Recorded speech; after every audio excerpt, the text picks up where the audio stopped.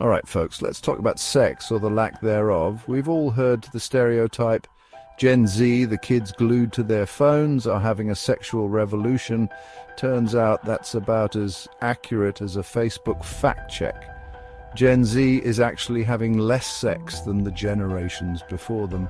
Yeah, you heard that right. Less. This isn't just some prudish phase. The numbers don't lie. Studies show a significant drop in sexual activity among young adults. The question is why? Why is a generation seemingly so open about sex actually closing the bedroom door? Well, here's the thing. Gen Z is rewriting the rules. They're not just inheriting some prepackaged script about how relationships and intimacy should look. They're creating their own narrative, and it's one that prioritizes mental well-being, respect, and genuine connection. So buckle up, because we're diving deep into the factors shaping Gen Z's sex lives. From anxiety and economic pressures to the ever-present influence of technology, we're breaking down why this generation is swiping left on casual hookups and seeking something more meaningful. Let's be real, the world Gen Z is inheriting, it's a dumpster fire. Climate change, political turmoil, economic uncertainty, it's enough to make anyone want to crawl under a weighted blanket and hide. And guess what? All that stress takes a toll on everything, including your libido. Gen Z is facing a mental health crisis. Anxiety and depression rates are through the roof. When you're constantly worried about the state of the world and your place in it, getting busy might be the last thing on your mind. But it's not just external pressures. Gen Z is also hyper-aware of the emotional complexities of relationships. They've seen the fallout of hookup culture, the heartbreak, the confusion, the STIs. They're craving intimacy, but they want it to be real, not some fleeting, transactional experience. They're looking for partners who value emotional intelligence and vulnerability, not just physical attraction. And honestly, good for them.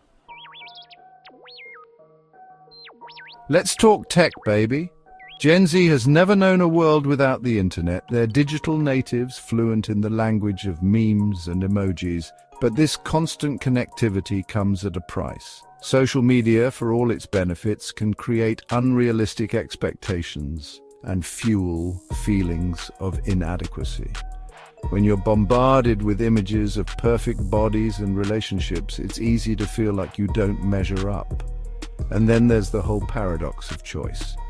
Dating apps offer endless options, but that can be overwhelming. It's like trying to choose a Netflix show. You end up scrolling for hours and never actually watching anything. Plus, let's not forget the impact of online pornography. It's readily available, often depicting unrealistic and potentially harmful scenarios.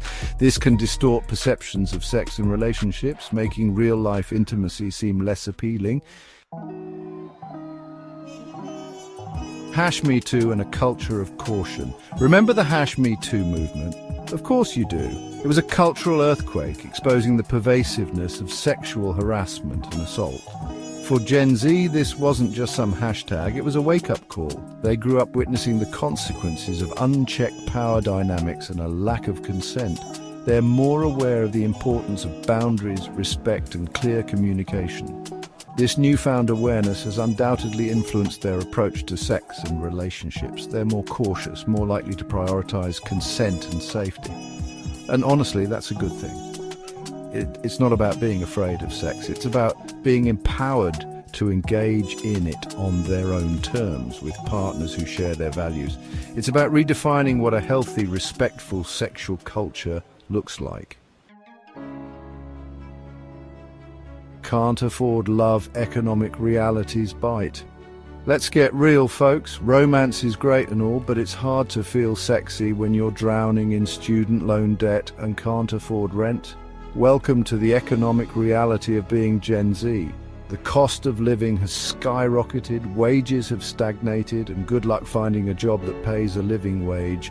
This financial instability makes it harder for young people to achieve traditional milestones like getting married, buying a house, or even just going on dates.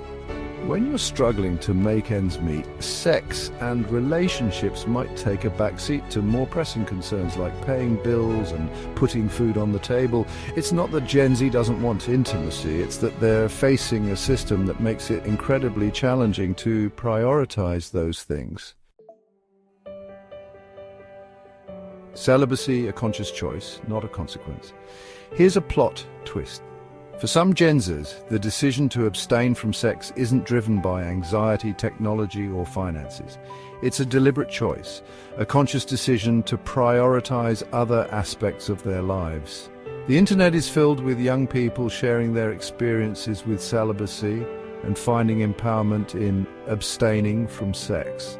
They're challenging the notion that sex is essential for happiness or fulfillment. For some, it's about personal growth and self-discovery. For others, it's about rejecting societal pressures and expectations.